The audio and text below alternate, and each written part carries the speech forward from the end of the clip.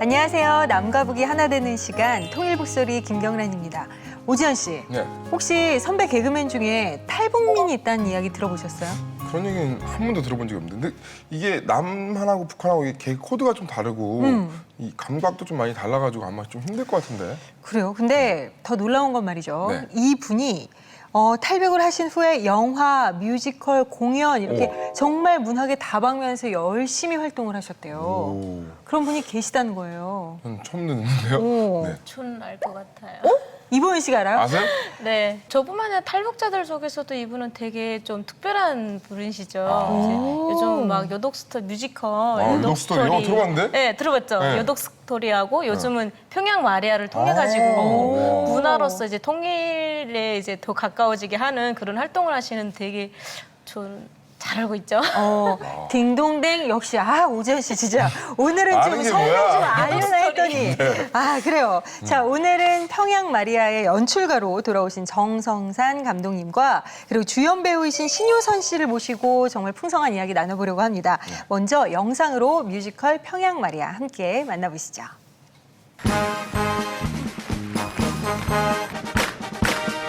총창은 번쩍 발걸음 쫑쫑 빨간 장미를 들었네.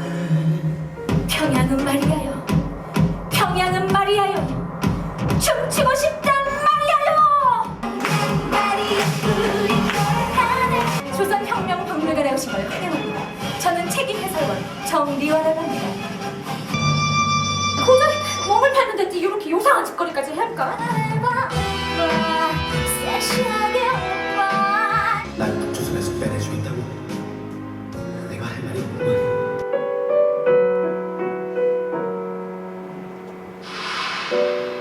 아무것도 모르는 남조선 하나님이시여 조선민주주의 인민공화국 아멘. 네, 정성산 감독님 그리고 주연 배우 신효선 씨 모셨습니다. 네, 두 분 나와주셔서 감사합니다. 어서 오세요. 안녕하세요. 네, 먼저 이 뮤지컬 평양 마리아 네. 이야기를 나누기 전에 네.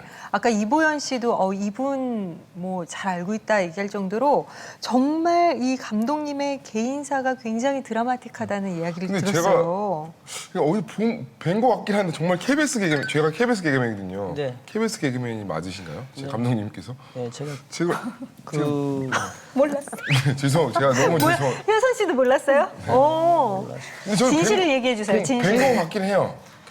아마 얼굴이 오지현 씨 있을 때는 아마 없었을 텐데요. 제가 이제 96년도에 그 배동성, 심원철 제가 19기인가 그래요. 제가 선배예요. 국이죠, 국이. 아, 국이, 네, 국이. 제가 18기니까 네. 19기면 저보다 후배입니다. 네. 9기에 18기면 딱 2배 되는 기수네. 네네네.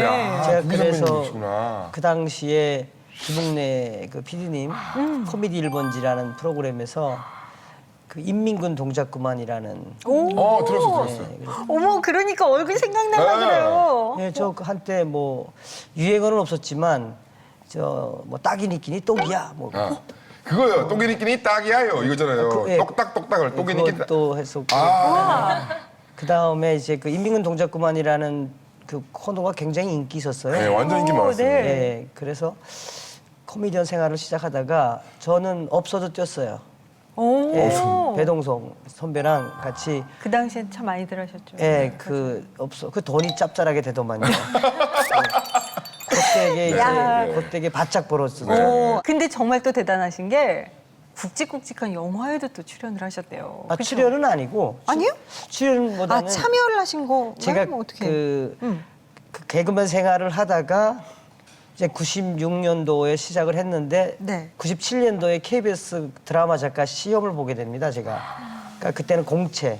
그래서 KBS의 공채 드라마 작가로 이제 입사를 하게 됐죠. 와, 무슨 시험만 보시면 다 합격하시네요. 근데 그때는 시험보다는 이제 그 작품을 써냈어야 대본. 되니까. 그래서 드라마 작가 생활을 했어요. 그래서 진달래꽃 필 때까지 뭐 5,000배의 전설 뭐 문학관 했는데 저는 북한에서 영화 연출을 전공을 했잖아요. 그런데 안 맞는 거예요. 방송국 시스템이 저하고는. 이제 그래서 나가서 처음으로 이제 임근택 감독님 조연출 생활을 하면서 첫 작품 작품이 이제 쉬리. 이제 각색을 했죠. 아, 쉬리의 각색. 네, 쉬리. 그때도 요 돈을 좀 짭짤하게 벌었어요. 저도. 그 다음에 JSA. 그 다음에 실미도. 예, 그리고 실미도까지 각색을 하고 이제 제 영화 데뷔를 하려고 준비하는 과정에 이제 뮤지컬 요독 스토리부터 시작하게 됐죠. 근데 저희 통일의 북스에서 요게 나온 게 오랜만에 정말 처음이고 요게 오랜만에 처음 나온 거죠. 예. 예. 오늘의 토크가 정말 기대가 되고 네. 저희가 이제 말매 갔을 때 셋 다 이러고 있을지도 모르겠다는 생각이 들고 자 그런데 어쨌든 간에 그렇게 해서 이제 각색을 통해서 네. 좀 자금을 많이 확보를 하셨어요. 네. 그 다음에 이제 유독 스토리를 만들게 되셨다고 얘기를 들었는데 그 영화를 하시다가 각색을 하시다가 뮤지컬을 만드시게 된 계기가 뭐였을까 좀 궁금해요. 제 첫 영화 데뷔는 이제 양강도 아이들이라는 영화였어요. 그 한국에서 교인들이 날려보낸 에드벌룬 속에 이제 산타 선물이 있었는데 네. 그걸로 비롯되는 영화였는데요. 저는 영화의 길만 가려고 그랬었어요. 저는. 그랬는데 사실 뮤지컬 전공한 사람도 아니거든요, 저는. 근데 뮤지컬을 해야 되겠다고 딱 생각한 것은 이제 2004년도인데 제 부모님들을 이제 북한에 있는 부모님들 모시고 올래다가 저희 부모님들이 수용소에서 이제 돌아가신 걸. 그러니까 쉽게 말하면 저희 아버님이 그 회룡에 있는 그 수용소에서 잡혀서 이제 공설운동장에서 매 맞아 돌아가셨어요. 제 아버님이. 그때게 이제 제가 생을 포기했었죠. 저는 강원도 가가지고 아 이거 안 되겠다. 나 여기 남수선에 정말 괜히 온 것 같다. 나 때문에 뭐 다 쑥대밭이 됐으니까. 부모님을 죽인 이유가 뭐냐면 이제 쭉 이야기했지만 제가 다 북한 관련 영화와 북한 관련 드라마 뭐 이거 했잖아요. 특히나 그 진달래꽃 필 때까지라는 그 드라마는 KBS 폭파하겠다고 난리 났었어요. 한때. 그래 뭐 난리 났었죠 그 드라마가. 왜냐면 북한의 기쁨적 이야기를 다뤘던 거니까. 그러니까 너희 아들이 남선에 가서 공화국을 있는 비방중상하는 것만 만든다 이거야. 그때 제가 일주일 만에 썼던 영화가 요독 스토리였어요. 그리고 자살 시도도 하고 이게 안 되니까 그 타이밍에 내가 강원도 양구에 있는 개척교회 가서 처음으로 이제 하나님을 만났던 계기예요. 그때가 시나리오를 써가지고 이제 각 창투사를 다 돌았어요. 근데 된 게 없었어요. 투자가 안 되죠. 될 수가 없죠. 그 당시에는 그 북한 인권을 이야기하면 안 됐던 시대였으니까. 이거 오기가 생기는 거예요. 왜냐면 그 당시에 영화 하면은 50억 정도 소요가 됐었거든요, 제작비가. 그래? 하자. 이제 그리고 나서 이제 집에 있는 것부터 다 팔기 시작한 거예요. 뭐 그 당시에 노트북, 삼성 센스 처음 나왔을 텐데 돈이 될 만한 거 다 것들은요? 팔았죠.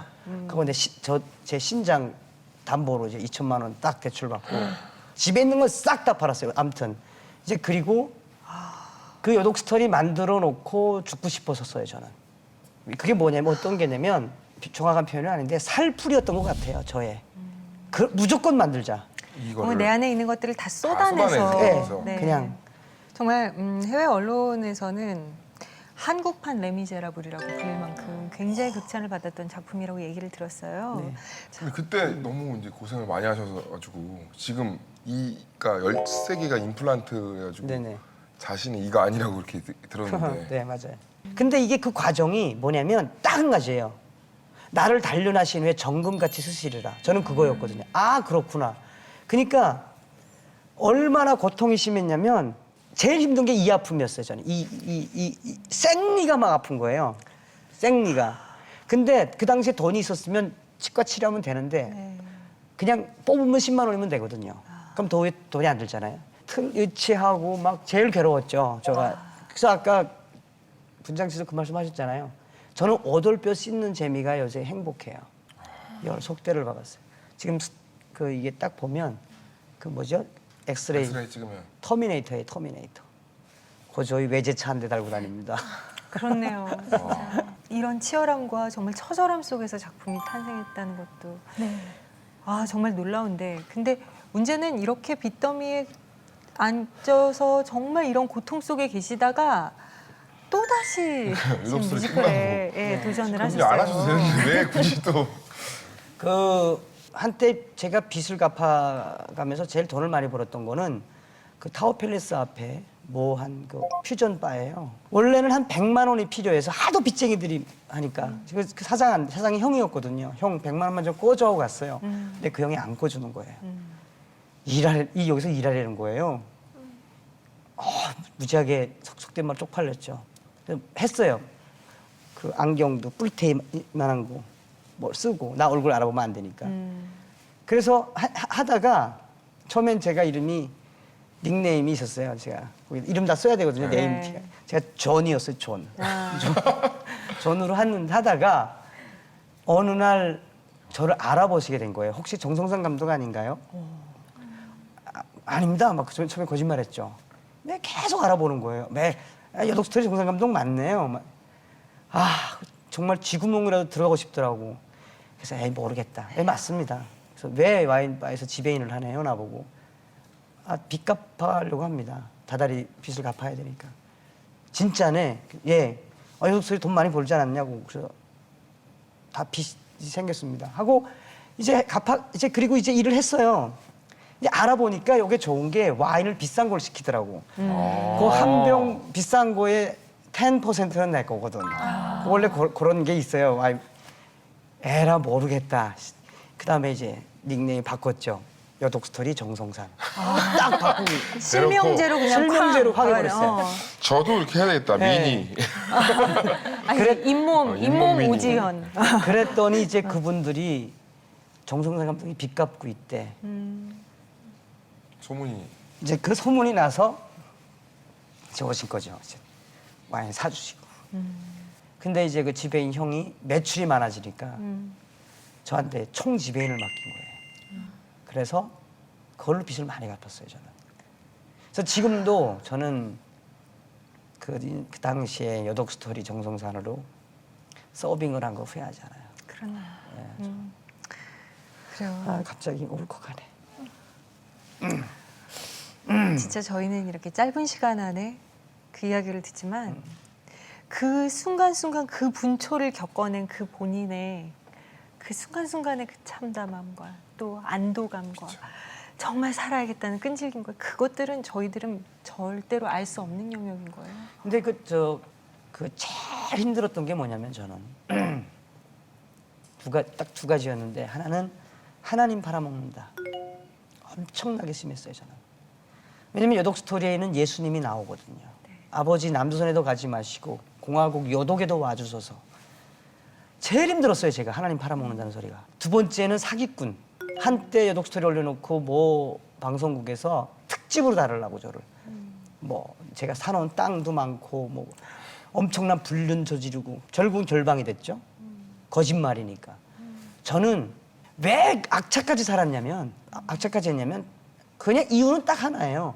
내가 무너지면 돼요. 나 무너지면 돼요. 까짓건 뭐. 그러나 여독 스토리는 북한 인권을 상징하는 거거든요. 그리고 나서 이제 내가 다시는 하나님 작품 하나 봐라. 한때 개종됐었어요, 저는. 진짜. 저는 개종됐었어요.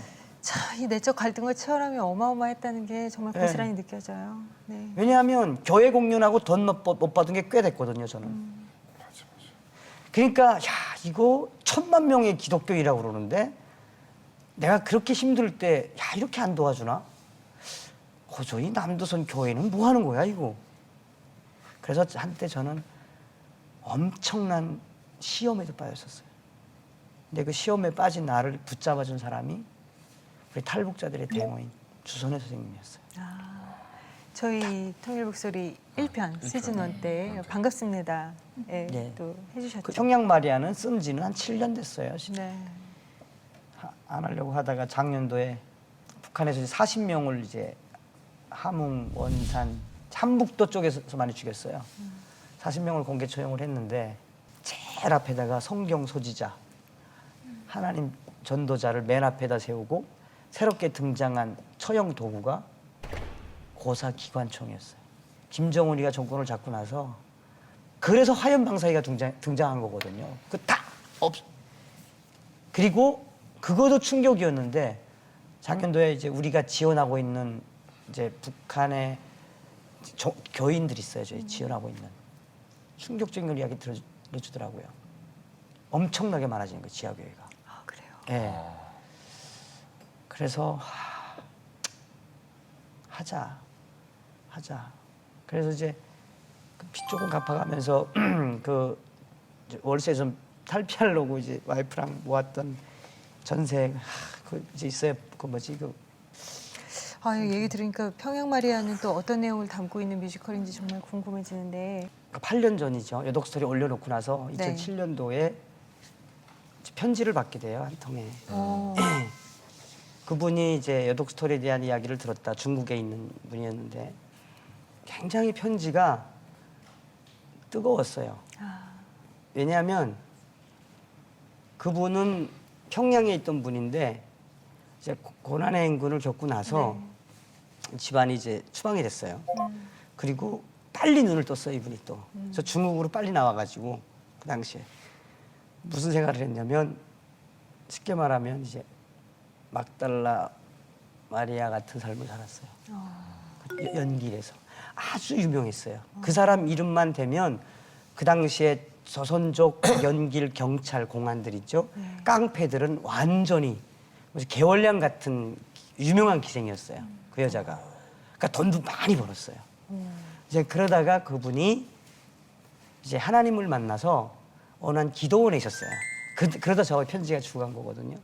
그러니까 자기가 그 생활할 때 꼴짝 적나라하게 다 한 거예요. 그 탈북 여성들이 어떻게 고생을 했는지, 어떻게 실상을 완전히 오롯이 다 전해드렸군요. 그럼요. 그런데 2008년 한 1년쯤 했어요, 그 편지를. 저는 이메일로 보내고 싶었는데 그분은 이메일을 몰랐어요. 근데 그 편지를 필기체로 쫙 써주는 게 굉장히 팬레터 받는 느낌 있잖아요. 그래서 기다렸어요, 저는 그 편지를. 그럼 나는 기껏 한 거는 그냥 워드로 쳐서 보내주고 그러다가 저도 서로 쓰기 시작했거든요, 같이. 그래서 이제 탈북을 하려면 어떻게 해라, 이제 노트도 이야기해주고 뭐 했는데 그러다가 2008년도에 편지가 딱 끊겼어요. 그 팬레터 맨날 받다가 아실 거예요, 그 느낌이. 허전하죠. 네. 그거를 기초로 이제 영화 평양 마리아를 썼었어요. 영화 시나리오를 딱 썼었죠. 근데 그분이 연락이 끊기다 보니까 그래서 그냥 담궈 놨었어요, 그냥. 그런데 이제 2010년도에 그분을 알게 된 거죠. 2010년도 미국 인권 미위에서 북한 인권 청문회를 했는데 그 청문회 때 어떤 분이 그 여자를 증언을 했어요. 그러니까 그 정리화라는 분이 이제 그러다가 거기서 연길에서 성경책을 다 찢어가지고 거기에다 이제 미원, 그다음에 설탕, 담뱃가루 다 싸가지고 성경책을 많이 찢어가지고 한 보따리를 지고 이제 신의주 장마당으로 간 거예요. 전도한 거야, 쉽게 말하면. 그거 주면서 이거 담배 피지 말고 저기 한번 읽어보라, 뭐 이러면서 준 것 같아요. 그러다가 이 여자가 평양까지 장사를 새로 늘린 거예요, 여자가. 그러다가 잡혔어요. 잡혔는데 이제 오늘 요 다음부터 그 사람 증언인데요. 그 승오리에 평양 옆에 승오리라고 하는 그 얘는 종교 수용소가 별도로 있거든요. 근데 그 여자를 잡혔어요. 국가보위부 잡혔는데 거기서 가만히 있으면 좀 살아날 확률이 높거든요. 나 성경책인 건 몰랐다. 종이가 귀하니까 북한은. 그러니까 북한에서도 종교 수감자를 체포하기가 굉장히 어려워요. 사상을 포기할 수도 없잖아요. 직접 전도하거나 성경책을 소지하고 다니다가 잡히지 않으면 어려워요. 그렇죠. 근데 이 여자는 거기 들어가서 승거리 수용소 들어가 그 안에서 전도를 했어요. 놀라운 거는요. 그 여자 때문에 국가보위부가 우리가 국정원, 뭐 경찰 같은 사람들이죠. 국가보위원들도 그 여자한테 전도를 당했으니까 말 당한 거죠. 그래서 거기 가만히 있으면 되는데 전도하다 잡혔어요, 그 안에서 또. 그래가지고 2009년도에 이 여자가 이제 그 나무에 매달려서 이렇게 너 하나님 없다고 모여놨나 봐요, 사람들을. 모여놓고 너 하나님 없다고 그러면 살려줄게. 그때마다 성경을 외친 거야. 그래서 그때마다 칼자국 쫙쫙쫙 내서 열흘 만에 말려 죽인 사건이에요, 이 사건. 실화예요, 실화. 저는 지금도 정리화 씨처럼 제가 이제 하나님을 믿지만 정리화 씨가 감독님 북한으로 갈래요? 전도할래요? 그럼 좀 못해요. 못해요, 저. 무서워서. 제가 이제 북한의 지하 종교들을 이렇게 쭉 지원도 하고 만나보면서 느낀 건 정말 천국에 한국 분들이 많이 갔을까요? 북한 분들이 많이 갔을까요? 전 북한 사람들이 더 많이 갔다고 생각해요. 이번에 뭐 솔치 올림픽 있었잖아요. 저기 러시아에서. 러시아 소치요. 소치 올림픽, 그 동계 올림픽. 감독님, 저희 그저 이번에 기도 제목 다 준비했습니다. 김연아 선수 금메달 따기 기도하겠습니다. 금식 기도하겠습니다. 이제 그런 메시지를 받았어요. 그 전화. 와, 막 화가 나는 거죠. 화딱지가. 야, 그냥 하나님한테 쌀 달라고 기도하고 먹지도 먹을 것도 없는데 무슨 금식 기도야. 근데 그 되돌아오는 멘트가 더 재밌는 거죠. 아이, 그저 감독님 괜찮아요. 우리는 그냥 하나님 믿는 게 얼마나 축복입니까? 참. 그런데 그래서 그 사명감이 있는 거죠. 아, 가자. 이 평양 마리아. 네, 이런 마인드로. 정말 하나님 한 분이면 충분합니다라는 이야기를 우리는 아무 감흥 없이 해요. 그런데 북한의 지하 교인들은 그게 일생의 나의 신념인 거야. 하나님 한 분이면 충분하다는 거. 그런 분들의 정말 그 마음의 울림으로 정말 내 마음에 다가와서 만들어진 이 평양 마리아라는 작품 속의 한 곡을 제가 우리 신효선 씨로부터 좀 들어보고 싶어요. 어떤 곡인지 박수로 청해 듣도록 하겠습니다. 네.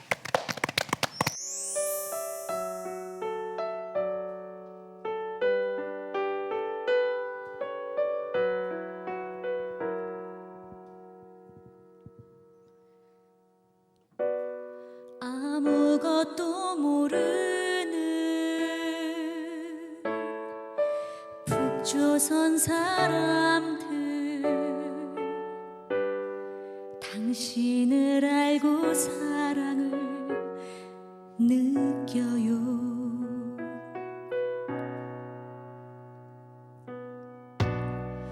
마르고 거칠은 북조선 사내들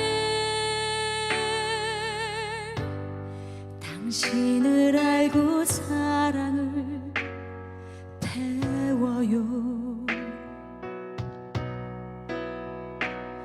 찢어진 종이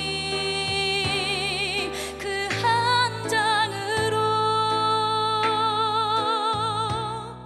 당신을 알고 사랑을 배워요.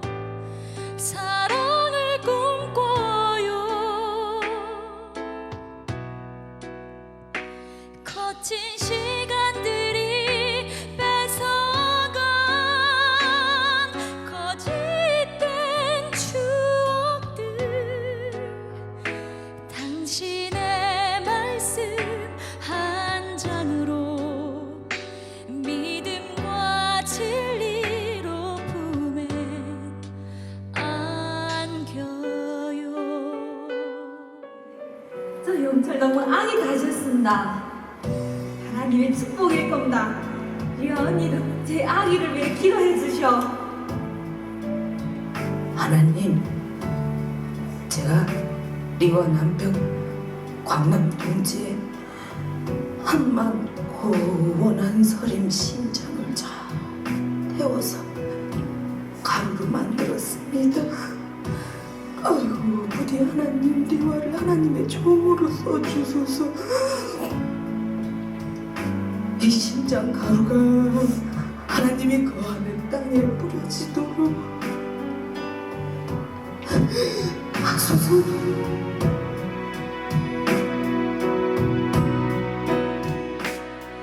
메마른 나의 아픔의 가시 당신을 진정 믿어도 될까요? 당신의 말씀을 거친 시간들이 뺏어간 순종의 추억들 당신의 글귀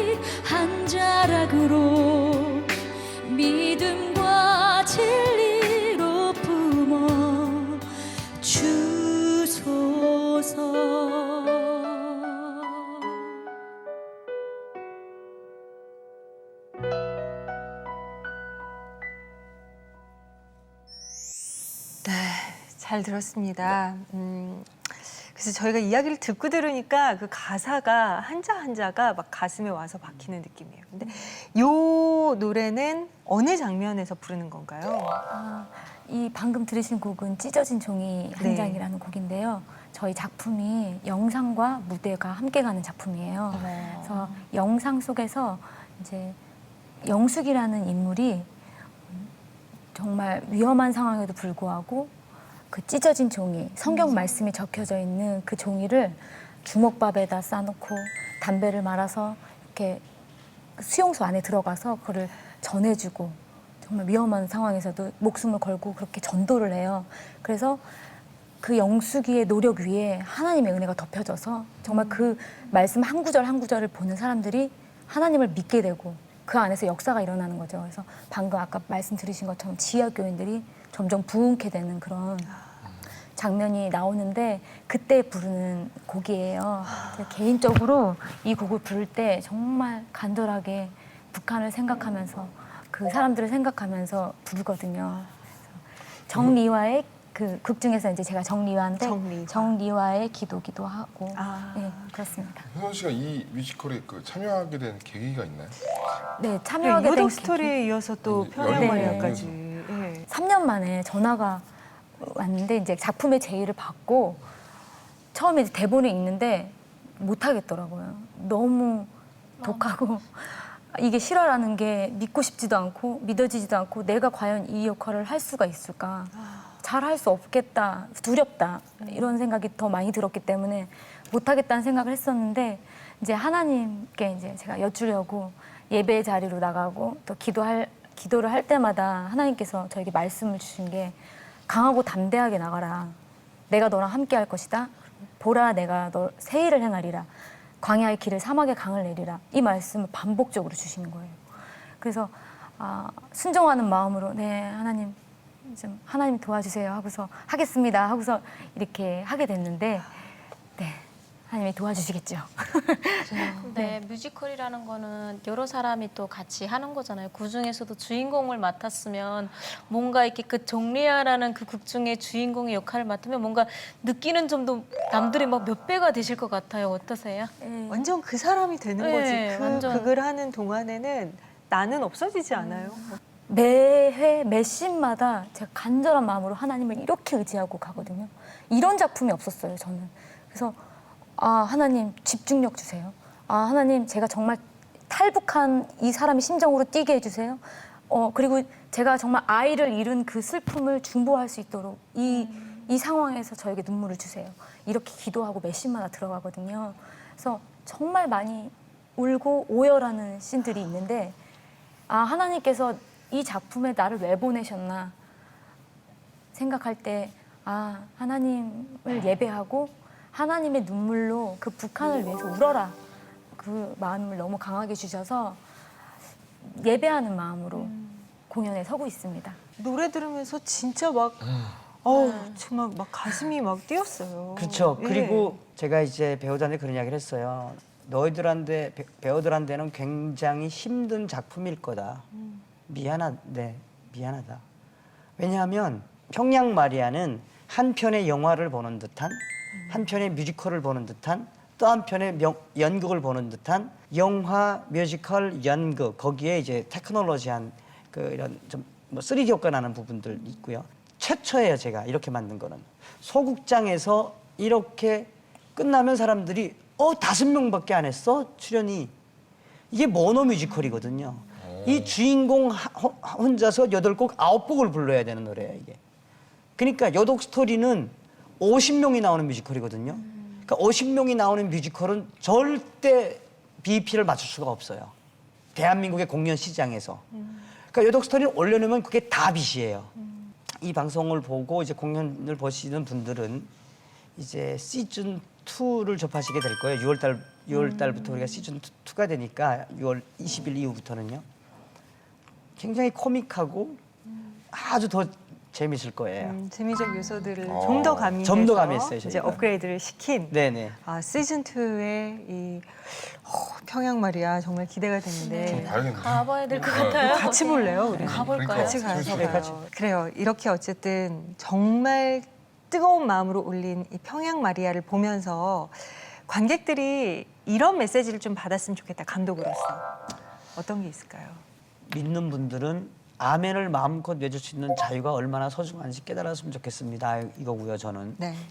일반 관객들은 그런 리뷰가 있어요.